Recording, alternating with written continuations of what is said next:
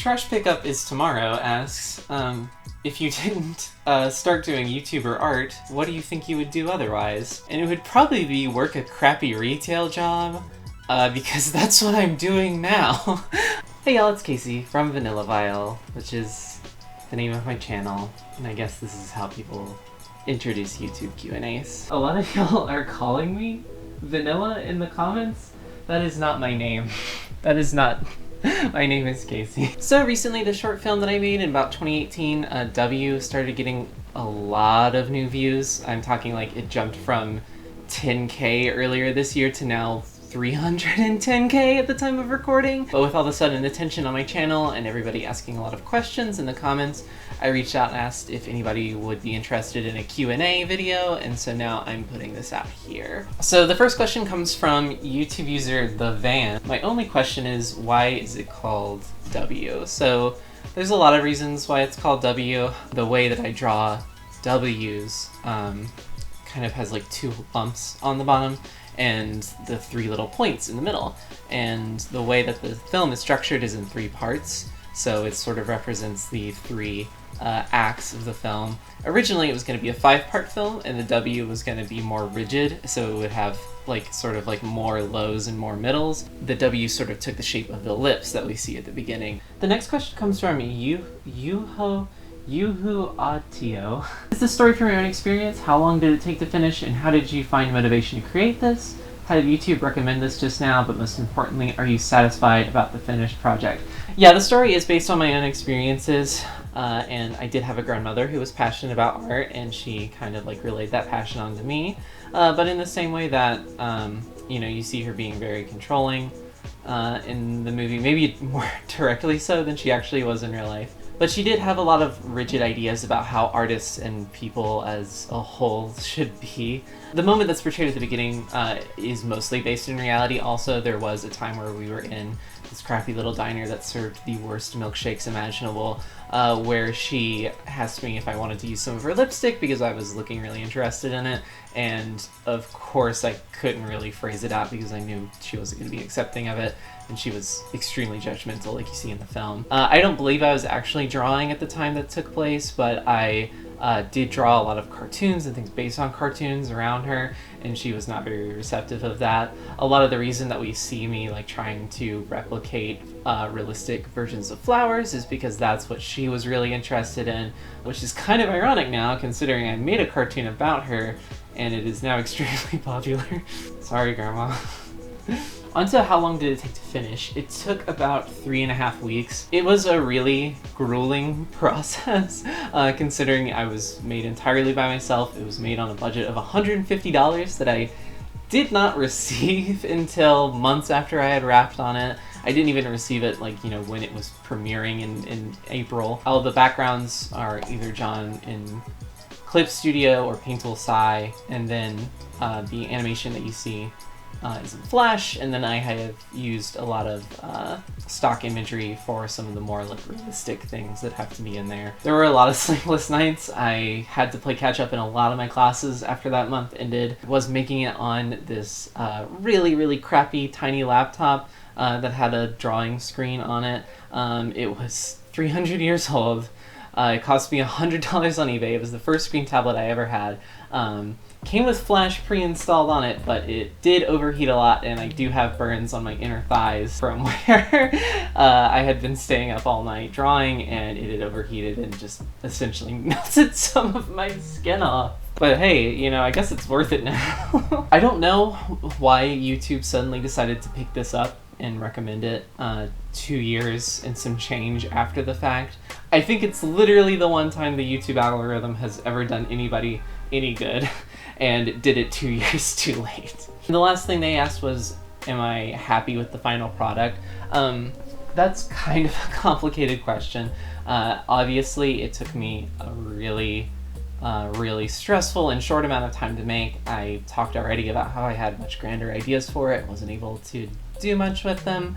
You know, maybe if I had more time on it, I probably wouldn't have a scar on my leg, but at the very least, a lot of people got that sort of emotional connection that I don't think they're necessarily getting in a ton of other stuff on YouTube. Not necessarily because other people aren't making that stuff, but because, you know, YouTube just randomly decided, hey, let's put this overly passionate bear thing in front of a bunch of other trans people, and ended up working out for the best.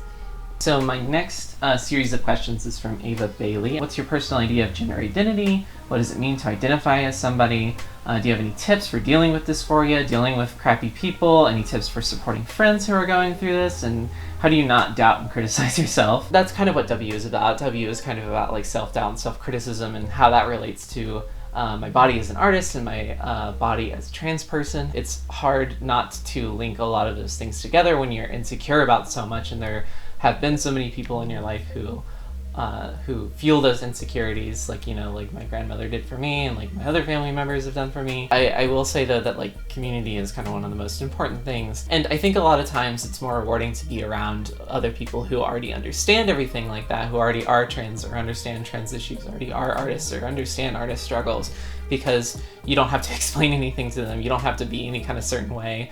They just already get it. And being around other people like that and feeling that sense of normalcy is kind of irreplaceable. So I would say if you're trying to be there for another trans person, you know, just make them feel normal as best as you can. As for what I think it means for gender identity, I think gender is ultimately a performance, which doesn't necessarily mean that it is something you do for somebody else, but it's rather something you do. It is an act. Not necessarily saying that everyone who plays with Barbies or everyone who plays with Transformers is a girl or a boy or a boy or a girl respectively, just that it is something you do, and it's something you do in your own way. Trying to commodify the experiences into any one kind of experience is kind of reductive, which is why I make a lot of personal stories, like a lot of things about my thoughts and feelings about how they reflect on my life, simply because I don't want to speak for anybody else. And as for my gender identity,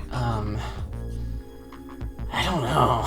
Gender is kind of just like a big hole that I look into, and I'm occasionally just like pull something out of it, and I'm just like, this seems right. I don't know. Sure. Inji Groman asks, do you have any LGBT role models, or are there kind of just slim pickings for trans people to look up to in general? I do remember being a kid and there being like someone who is visibly gender non-conforming, someone who looked a lot like me with like kind of more masculine features, and I remember that person dressing really femininely, having like really long hair and nice nails, and who made me realize that for the first time that, hey, maybe gender stuff isn't as rigid as I think it is. Simonon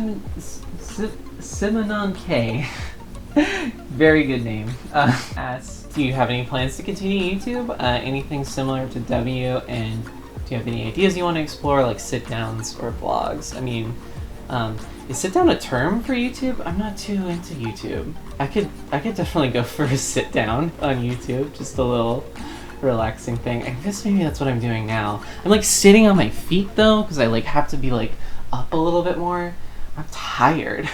Maybe I can't do this. I don't know if I necessarily make anything like W again. I think if I make more videos regularly, you know, obviously I won't be able to turn out an animation in the same fashion that I make W each month. I do have some ideas for some animated stuff, some ideas for some more traditional video essay stuff, and also just some like fun, silly little things that I think would make for good entertainment, because ultimately that's kind of what I'm more interested in. I'm less interested in about being the answer to any burning questions about gender identity. I think more so I just have an entertaining way of making stuff, and I like being entertaining, and as long as you guys will join me for the ride, I will happily continue making more stuff. So ultimately, when it comes to making more YouTube videos, I will need some support in order to branch away from, you know, working retail and doing this more full-time.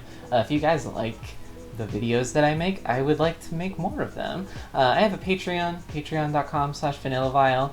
You know, obviously I would be really, really blessed if you guys would contribute anything you can to that, but I think first and foremost, there's a lot of more important stuff going on in the world than my YouTube videos.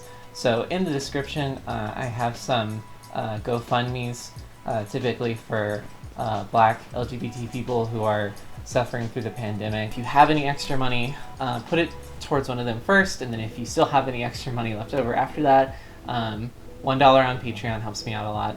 If you decide to support me as well, I do have some comics over on Patreon that are early release for patrons only right now. And I'm also going to have an extended version of this video where I talk a little bit more about each question and also talk a little bit about the production stories of making W. I appreciate any support you guys are able to give me or are able to give to any of your communities. Thanks so much for watching, guys. Don't forget I have some other videos already up on YouTube, like I have my premiere video if you haven't seen that. I have another video where I talk in just generally about my life as a trans person and what I think transness in passing means.